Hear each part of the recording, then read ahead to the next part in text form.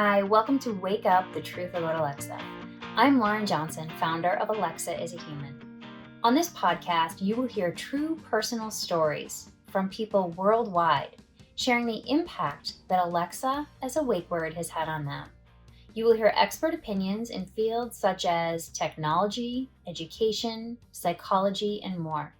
We will dive into corporate ethics and responsibility, name bombardment, and how Amazon's choice to use a human name as a wake word is causing young children, teens, and women to experience severe bullying, sexual harassment, suicidal ideation, name changes, anxiety, therapy, identity erasure, and more. Thanks for joining us. Hi, good morning, and welcome to another episode of Wake Up, the Truth About Alexa. Today we have Natalie, and I'm excited to have Natalie on. Very grateful, actually. Her story is both heartbreaking and motivating at the same time, because many of us as parents have been through this challenge, I guess you'd call it. And her story is motivating, I know, to myself and to many others in our group. So, Natalie, thank you so much for being on. Thank you for being brave. And if you want to introduce yourself and just let us know maybe how you started with the cause or whatever your beginning is. Hi, Lauren. I'm Natalie. I'm based in the UK. I've got 3 kids, and my middle one was born, and her given name was Alexa. She's currently 14 years old, and last year we hit it, pretty much as we were in full lockdown. Really bad time with Lex as we return to her now, and basically we got to the point where she wanted.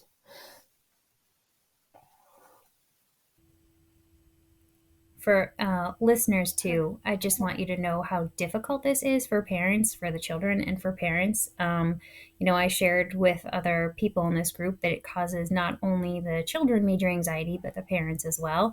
And so this is not an easy subject to talk about, and that is, well, it's nearly impossible when anything's hurting your child. But then when something is so prolonged and it's such a long time that we've been through this, it's very difficult. So Yeah, so basically last summer we got to the point where Alexa wanted to take her own life, and it was tough. Still is really tough. So from the back of from the back of that situation, me and my husband and I were quite responsive to that. The school were not helpful at all. So essentially, after abuse from her peer group, teachers, adults, everybody in her life, really, we decided to take her out of the school.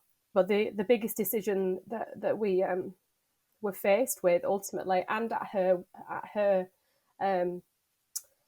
request, was that we legally changed her name. So that's what we decided to do on the 15th of August last year. So we've just had the anniversary of her being Alexandra, which, has taken some adjusting to. People are starting to refer to her as Alexandra. It's not the same. She's had, she's a teenage girl. She's had her whole life turned upside down, her identity torn from her, and it's not fair. It's not fair at all. And people need to understand that this isn't something that these kids or adults for that matter have, brought upon themselves in any way, shape, or form. This is just something that came from a large company who made an unfortunate decision. And unfortunately, the repercussions are on these kids and on these adults. Yeah, I mean, and so what sorry, Lauren. No, I mean, this is the thing. It's like my daughter at 13 is having to fight the world with a fight she didn't ask for. She's just a kid, But just the abuse in the street, walking home from school, from teachers, it's just ubiquitous. You cannot get away from it, and she thought that the only way out of this was to not be here anymore. And that's something, no matter what we do and how we try and turn things around, move her schools, cut friends off, cut family members off, change her name legally, we'll never escape this ever, emotionally. Never. We'll never be okay with it. And neither will Lexi. People say, well, why don't you go by this name? Why don't you go by that name? She should be able to go by the name she was given without being made to feel that she's not good enough. It's almost like she's a laughing stock because she's called Alexa. We've just been on holiday, and for a few days before we flew out, and then the same on the return journey, I was getting anxious and getting ready because her name on her passport was still Alexa, and I was getting geared up for my response for anybody that made a negative comment about it, because that would happen even on passport control. When you're checking in, people think that it's okay to make a negative comment about your child's name when it's not. It's a lovely name, and these girls deserve it back. Yeah, and that anxiety of what you're going to face is so real for so many. It's almost, I mean, I don't want to say it's worse than the comments that are made, because it's not, but it is a huge part of it. It's a huge part of the struggle when wherever you're going in public, or at all anywhere during the day or school, you're worried about what someone's going to say to you. And it's a very Absolutely. strange feeling. Yeah, I mean, it's like she's at high school now. She's at a different high school to her sister, which has been a challenge. But you do anything for your children, and that's what she wanted to happen. And it's working for her. But as soon as this is mentioned, it just starts. It's just there underneath the surface. And I've sought emotional support for her counselling, but nobody knows what to do with this. It's complete identity erasure. It's like I look through all the things from when she was born, immunisations, for instance. I had to catch up on something because of lockdown, and I open it all up, and it's like I've had two different children. And now she's a teenager, she's got all these new friends coming around from a new school when it was a birthday this time, and I've had to get rid of anything that referred to her as Alexa, which is devastating as a parent. It's devastating for her, but she seems to have compartmentalized it for now. She's dealing with the name change better because she's referred to as Alexandra a lot at school, whereas we don't hear it as much because we don't see her as that. But we've had to safeguard her. We've had to think about how she goes forward into college, into the working world, because if she, my husband and I were saying, if she went to go work in a cafe or somewhere like that, a cinema, for instance, and she had a name badge on, it's just free reign to people to make fun of her, to make comment to her, to make derogatory comments about her, to make her feel that she's subservient to them. The sexist comments are unbelievable, even the ones that she's receiving at her age. So, as she gets older, that is only going to get worse. So that is why we made the really hard decision to change her name. It's unbelievable. I will share this with you too, that the first couple of days of school for my daughters last week, they had something at school, which I thought was very nice, but it was supposed to be friendly and get to know each other. And so everyone wore name tags, and it said, hello, my name is. And so for my daughter, Emily, like, I didn't even bat an eye. It wasn't that big of a deal. But for Alexa, she had Alexa spelled out on her shirt. And I was just like so anxious and so nervous about it. And she had a few comments. It wasn't one of her worst days, but the same thing happened, and that was okay. But she did have a few comments, and I know that, there was something that happened with one of the teachers. And then the same thing a few weeks ago, she was at a camp and she had her name tag on and it said Alexa. And I brought her into a clothing store. I brought her into a Marshall's after camp.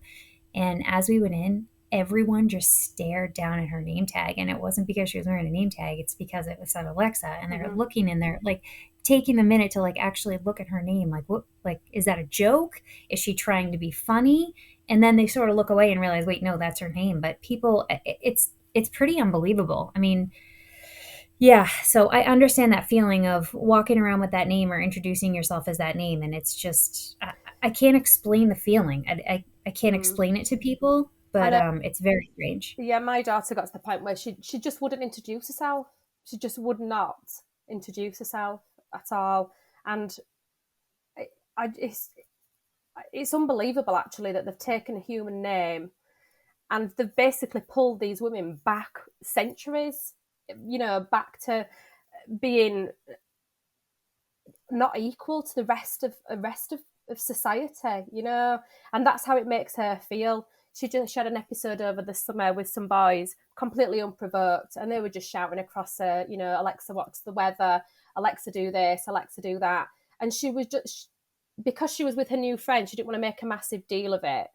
Um, but she can't even just walk to the park without getting abuse, and then I have to step in, and it causes, problems with other people in the community, and it's relentless and it's exhausting, and that's just for me, and it's not even my name, but I'm just always, the anxiety is something I've never ever experienced. I've never struggled with mental health ever, but I've had a really, really tough year, really tough, and that's aside how she is. Like I say, I try and shield from it a little bit and just say, we've sorted it out now. That's your legal name now, and she does. She's pretty stubborn about it. If I don't, I think I've only had one relapse, but my husband sometimes, if he shouts her, if she's, being a bit sassy or whatever, he'll revert back to Alexa, and she'll just look at him nondescript and just say that's not my name. But it's really difficult, and like I say, I'll never be okay with it. And ultimately, I want to know why Amazon just won't give it up, because the device is not called Alexa. The device is an Echo. The wake names, there are other ones available for some devices. There are an awful lot that don't have the option to change the wake name, but other companies manage it. Other companies can manage to have these devices without it having a human connotation. And I don't know how it's so difficult for them to not see the human cost of their decision. Because believe me, there will be human cost to this. It will get too much for a human Alexa. And then where do you go with that? Because a life is not replaceable. I saw my daughter at the lowest you could see somebody, and that's a tough thing to deal with, because how do we parent through this? What's the thing? I mean, for me, I feel like it's akin to sexism, to racism. People will disagree with me, but I do understand more now other people's plight when they have suffered this kind of thing. When they've been at the hand of discrimination. My eyes have been opened completely to it. Not that I didn't have compassion for these causes before, but now more so, because it's something that I'm experiencing firsthand in my family. Um, and it needs sorting, it needs addressing, they need to change the wake name, because it's it's a can of worms that I don't know where it's going to end. There's so many people. I mean, I don't know, is there 250,000 Alexas in the US? I'm not sure how many there are in the UK currently and around the rest of the world, but there's a lot of people that this is affecting, and something needs to be done about it. Right. I think so. There's about 130 to 140,000 in the U.S. All and right, at okay. least at least 80,000 of those are children. They're under 18. Mm-hmm.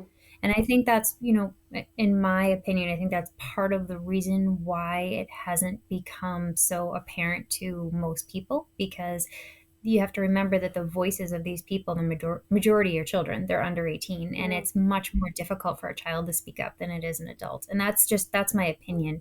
But I think people are starting to become a little bit more aware. And in my experience, I don't know about yours, but it seems like when you do tell someone what the situation is and explain a little bit about it, that they step back and go, oh my goodness, I didn't realize. And it's more of an unawareness than anything else. I mean, of course, you're always going to have bullies, and you're going to have people that are going to say, ridiculous things, and you can't control that. Most children are going to go through it. But I think what's difficult is to explain to people the difference between that and what this is, because it's very different. It's at a much different level. And it's for such a long period of time that, to your point, at some point it's going to be too much for someone at some point. And I wish that Amazon and just society as a whole would understand that the impact a little bit more. And I think with stories like yours and with people starting to share and show their experiences, that hopefully this will turn around a little bit. Yeah, that's the thing. Yeah, I think people need to understand. Like when I talk to people about it, they'll say, "Oh, kids are awful. Kids are mean." It's like, no, stop.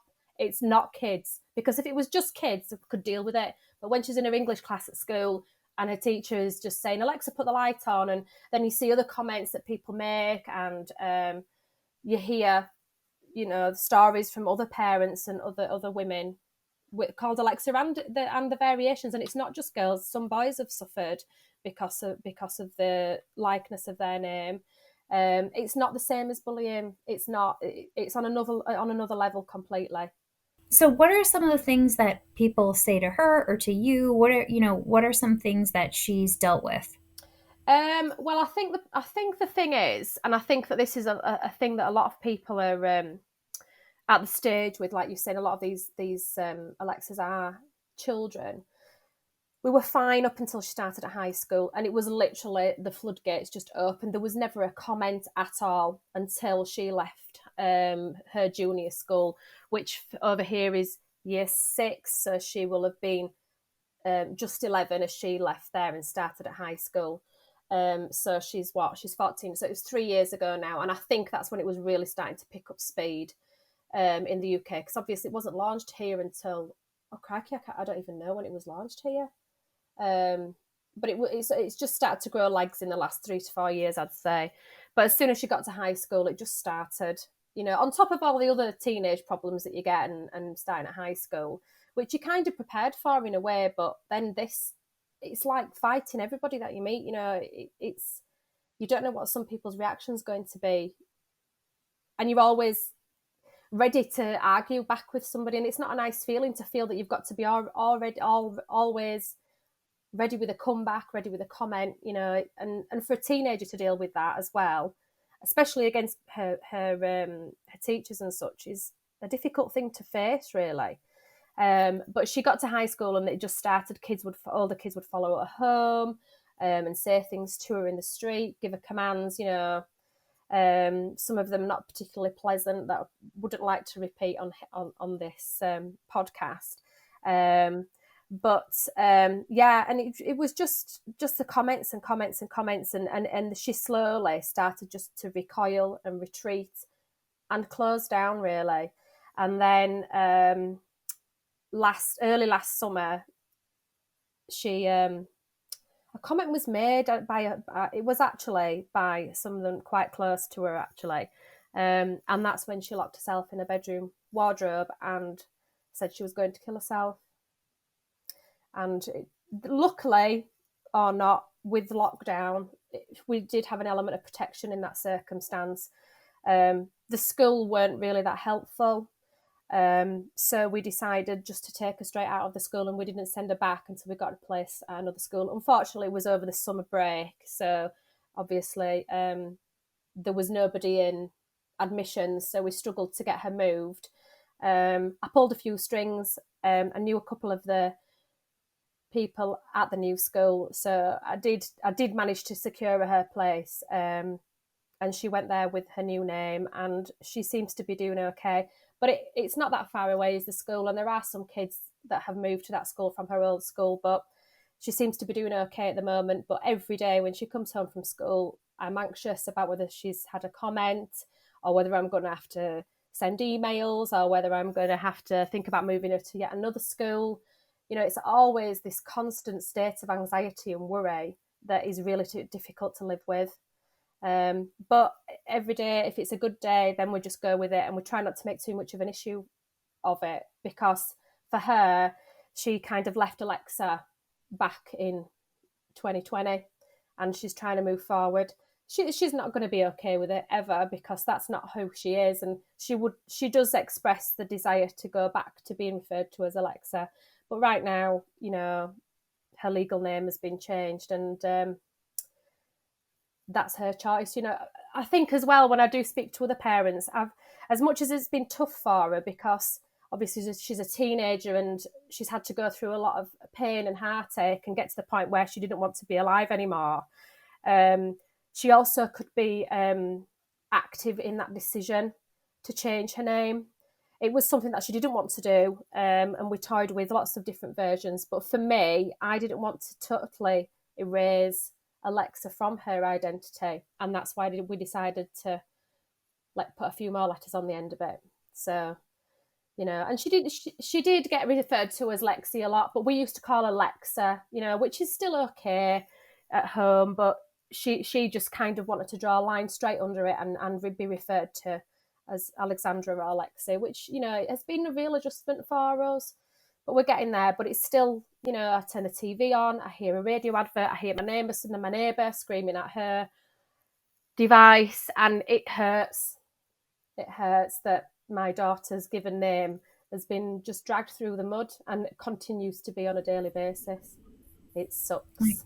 It really does. I couldn't agree more. I was thinking that, our daughter had a friend here last weekend, and their parents sort of know they had one of the devices and they called it Alexa, and they've now since changed it, and they know a little bit about what's going on, and the kids are very good. They'll call Alexa. But I'll tell you, even myself, she was over and she was calling my daughter, who mostly goes by Lexi now. She doesn't use Alexa that often unless it's a name tag or something, new, like a new school camp. Mm-hmm. But because she doesn't want to deal with it. And she kept saying Alexa over and over. And I found myself cringing. And I love my daughter's name. I think it's a beautiful name. Mm-hmm. But it's caused so many, I don't know, I guess to your point, like weird anxiety issues, which I never struggled with mental health either until this last year or two years probably, mm-hmm. over this, which is why, we all started doing this, I don't know what you call it, project campaign, mm-hmm. because I mean, even that was bothersome, and she wasn't even making fun of her, but it's just, you've been through so much that it triggers something. And then, my husband isn't necessarily as active in this. He is behind the scenes, but he's not on camera. Mm-hmm. But I was calling our daughter the other day, and I said, "Hey, Alexa," and I asked her a question in that same tone that you would talk to the machine. Mm-hmm. And he just looked at me like, "What did you just do?" And I was genuinely trying to talk to my daughter. But it's become so ingrained in all of our brains and our lives that it sounded like I was going to make a command. And he knew I wasn't making a command in that way. He just gave me the look like, oh, it sounds like that. And so I've noticed he doesn't really call her Alexa at all. He just calls her Lex. And it's very, very heartbreaking and strange. And I don't know. It's difficult to get across, but I completely resonate with that. That's exactly how I feel, because, to call Alexei, I mean, our other daughter, we shorten her name. But I find myself shortening my other daughter's name now more so to compensate for the shortened version of Alexandra, Alexa, which, for me, those aren't the names I chose for my children. And we gave a lot of consideration to the names that we gave all three of our children. Especially the girls, I think more so than our son. And yeah, there's so much, it's a deep thing, is this. It really is, when you start to really think about it and how it affects, everybody who have a loved one or are called Alexa. I think it's completely beyond anything that we know how to deal with at all. Well, I appreciate you being on here so much. If there's anything else you want to add, anything you want to say to people or to Amazon, or any stories, on your daughter's behalf, just anything you want to share before we end this, then feel free. And if not, that's okay. I don't know. I think I've already said it. I just think they need to stop pushing the Alexa wake command, because that's what they're doing. They're not pushing the brand. They're pushing the wake name. And that's the thing that I struggle with, because it's not an Alexa, it's an Echo. And to be fair, I don't think they've put enough ethical research into this. I don't think that they've thought about the human impact of Alexas and the variations, because it's not just girls called Alexa, it's girls called Alexis and Alexia, boys called Alexei. You know, there's lots of people that are affected by this. But I would just urge them to, you know, clearly they can do a change because they've introduced other wake names. Stop pushing it as Alexa or an Alexa. It's an Echo, and you know, I'm sure that there are options more beyond just using that one wake name, and stop. I think they should need to stop pushing that as a brand. You know, I was watching BMW advert the other night, and it was just Alexa, Alexa, Alexa, Alexa. It's like, no, it's not. No, you know, like they're telling, you know, they're commanding the Alexa voice command in the car to turn the lights off in the house. You know, this is what I mean. It's just getting worse and worse, and the problem is just not going to go away unless Amazon step up to the mark and own this problem and do something about it. I couldn't agree more. And, you know, people have argued that it's too late and that this will already be like a Kleenex versus a tissue and that the brand is stuck. But I wholeheartedly disagree with that because, to your point, it's really only been a common brand for about 3 or 4 years. And Absolutely. if you look at some of like the major sports teams that have changed, they're now changing their names after 100 years. I mean, it absolutely can be done. And I also think that people will forget, you know, there's certain, like video games or any type of like gaming technology that was out for a certain period of time, but then you wait a couple years, something new comes out, and that's almost forgotten. And they say, "Oh yeah, I remember that." And so that's my wish for this. And I don't want to put words in your mouth, but that's my wish, is that they just end this, phase it out quickly, and call it something new. I don't know about Echo because I have learned through this process that that is also a female name. I think it's Greek. I'm not really 100% sure, but in any case, I guess that is no longer a solution either. So it has to be something that's completely, you know, non-human. There are thousands and thousands of words that could have been used that have a sharp X, and you know, I don't think it needed to have the sharp X in the middle. You know, there are other brands of AI device that have a command that work perfectly fine that aren't a human name. I think you know, the resources that Amazon have, I do think they could come up with a different wake name, and I do think it could be easily rebranded. But let's see what they come up with. Well, thank you. Thank you so much, Natalie. I appreciate it more than you know. And I'm sure that people listening will appreciate you being on as well. So thank you so much. Thanks, Lauren.